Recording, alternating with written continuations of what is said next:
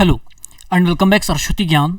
और आज इस वीडियो में हम बात करने वाले हैं इलेक्ट्रॉनिक्स के 5 इंपॉर्टेंट टूल्स के बारे में। इस वीडियो में मैं सिर्फ आपको 5 इंपॉर्टेंट टूल्स के नाम बताने वाला हूं, आखिर इनका यूज़ कैसे होता है।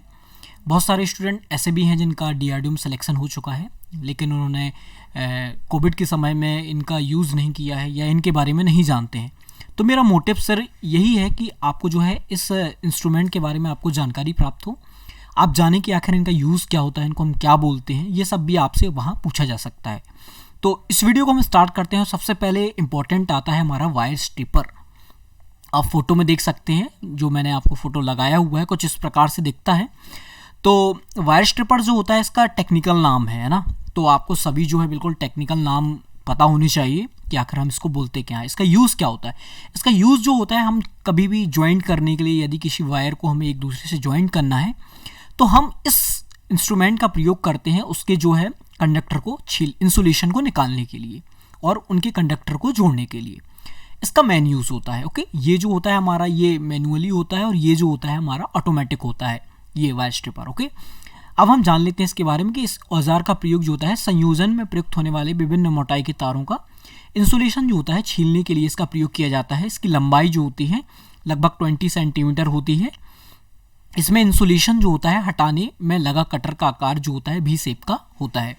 तो आप ये जो देख सकते हैं, इसका इंसुलेशन हटाने में लगा जो कटर का आकार जो होता है ये V शेप का आपको दिख रहा है। तो सबसे पहले आपको ये पता होना चाहिए कि ये वायर स्ट्रिपर होता है, इसका उपयोग हम इंसुलेशन हटाने के लिए करते हैं। ओके, हाँ। इसके बाद सबसे इंपॉर्टेंट आती है हमारे इलेक्ट्रॉनिक्स में सोल्डरिंग आयरन। जैसा कि आप ये येलो कलर में आप देख सकते हैं, ये सोल्डरिंग आयरन है हमारी।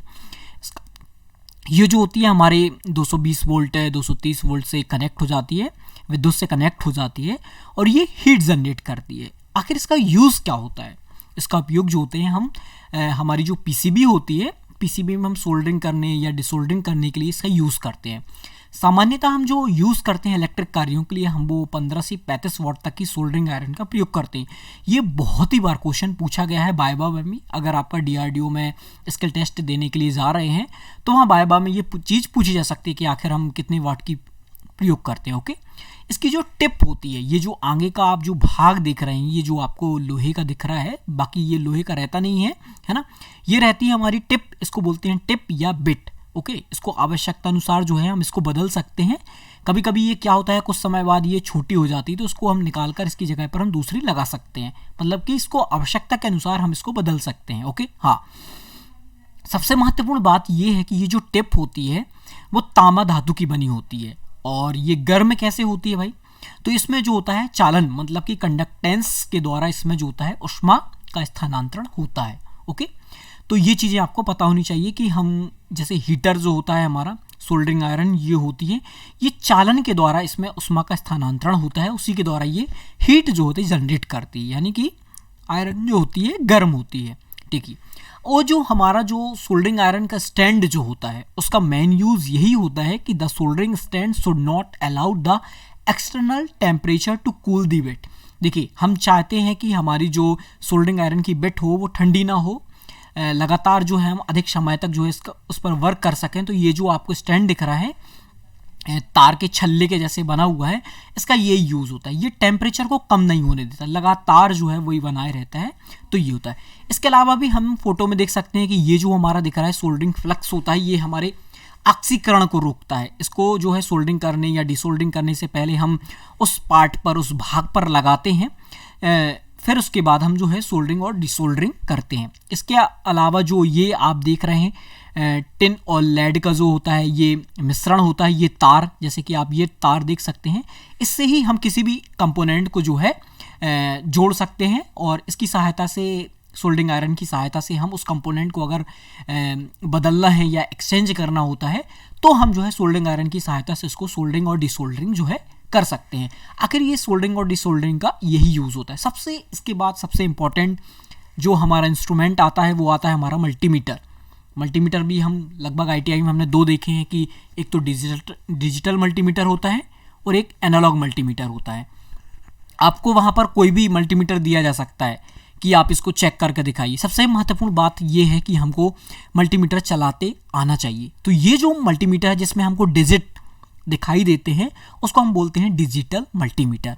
और ये जो रोटरी स्विच बना हुआ है इसके द्वारा हम ये इंडिकेट कर सकते हैं कि अभी हमें किस चीज़ को मेज़र करना है। जैसे कि हमको ये सबसे पहले आप देख सकते हैं कि ये ऑफ बना हुआ है, ओके। इसके बाद भी लिखा हुआ है, भी का मतलब आप समझते हैं वोल्ट, ये भी वोल्ट, ये मिली वोल्ट।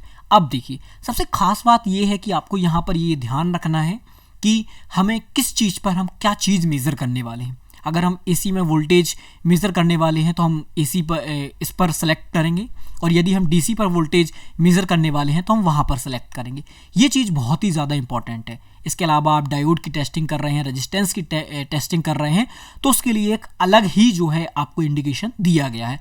तो वहाँ पर जाकर आपको जो है इसको रोटरी को स्विच को घुमाना है, ओके।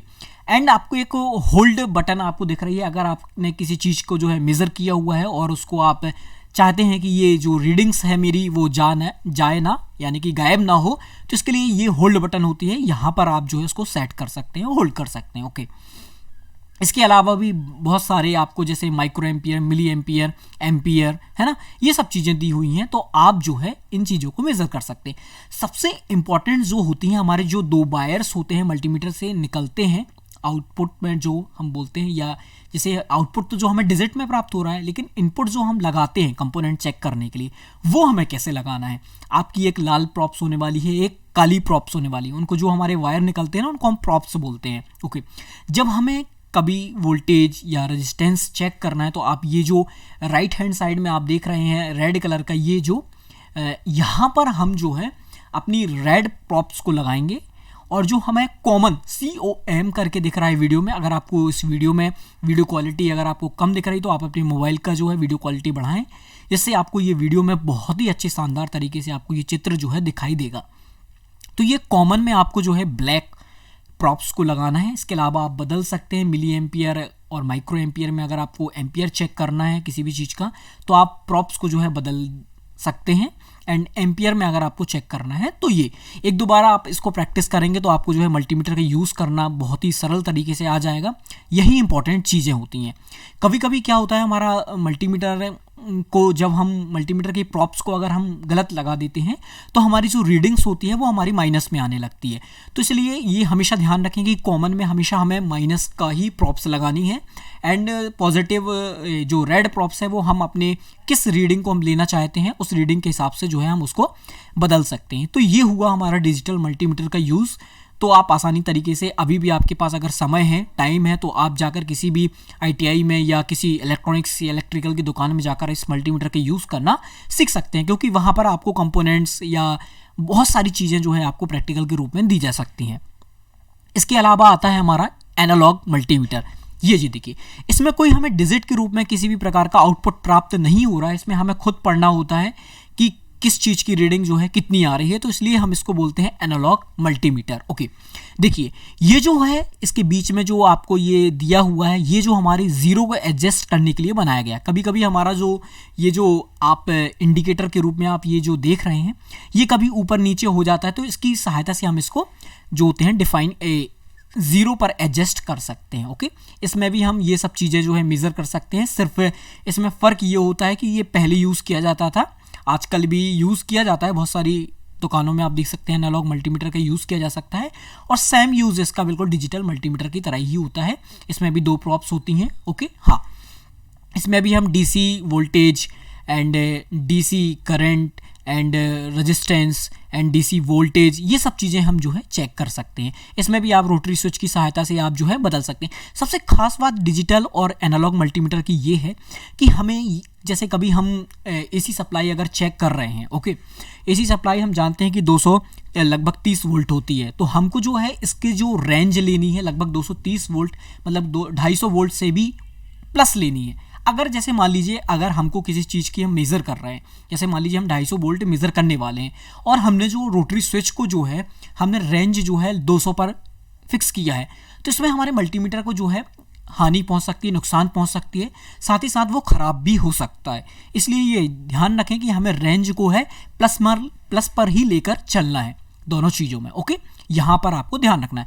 देखिए ये इसका एनालॉग मल्टीमीटर का ज़्यादा मोस्टली यूज़ जो होता है, आपको मैं बता देता हूँ। आपने इलेक्ट्रोलाइट कैपेसिटर आपने देखे होंगे, अगर नहीं देखे हैं तो आप एक बार गूगल में सर्च कीजिए कि इलेक्ट्रोलाइट कैपेसिटर किस प्रकार से होते हैं। उनमें प्लस और माइनस होते हैं। उसी प्रकार हमारे मल्टीमीटर, एनालॉग मल्टीमीटर में भी प्लस और माइनस होते हैं। प्लस मोस्टली हम रेड प्रॉप्स को बोल सकते हैं एंड माइनस ब्लैक प्रॉप्स को बोल सकते हैं। तो जब हम इलेक्ट्रोलाइट कैपेसिटर को चेक करते हैं ना, तो उसको चेक करने का तरीका ही मैं आपको बताने वाला हूं कि जब हम रेड प्रॉप्स को उसके प्लस से लगाते हैं, प्लस उसके वायर से लगाते हैं एंड माइनस को ब्लैक से लगाते हैं, तो ये जो हमें जो इंडिकेटर के रूप में ये जो दिखाया जा रहा है, तो ये जो होता है बहुत ही अधिक डिफ्लेक्ट करता है। डिफ्लेक्ट होने के बाद धीरे धीरे आके जीरो पर, जो अनंत इसकी वैल्यू है वहां पर आ जाता है, जीरो पर आ जाता है। तो अगर जो हमारा इलेक्ट्रोलाइट कैपेसिटर अगर सही होता है तो ये जो होता है मैक्सिमम जाके फिर मिनिमम पर धीरे धीरे आ जाता है। तो एनालॉग मल्टीमीटर से हम इस प्रकार से इलेक्ट्रोलाइट कैपेसिटर को जो होता है चेक कर सकते हैं।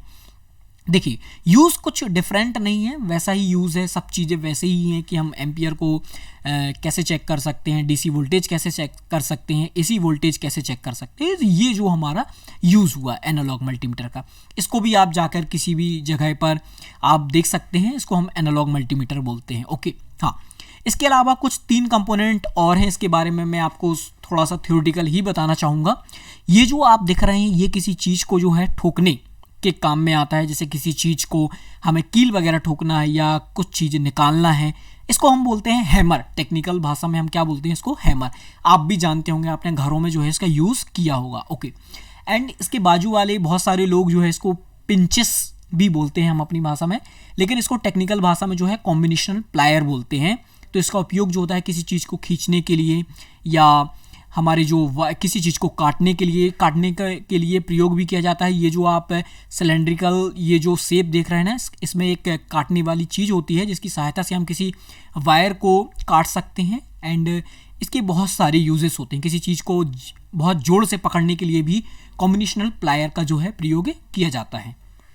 अब देखिए, इसके बाद ये भी आपको एक हैमर के जैसे दिखाई दे रहा है, पर इसको जो है मैलेट बोलते हैं। ये लकड़ी का भी हो सकता है, प्लास्टिक का भी हो सकता है, पीवीसी का भी हो सकता है। ओके, तो ये जो डिफरेंस है हैमर और मैलेट में, तो आपको ये पता होना चाहिए, क्योंकि ये इसका प्रयोग हम किसी चीज़ को ठोकने के लिए तो करते हैं, बट ऐसी चीज़ों में ठोकने के लिए करते हैं जहां उसको टूटने की जो है कम संभावना रहनी चाहिए, है ना।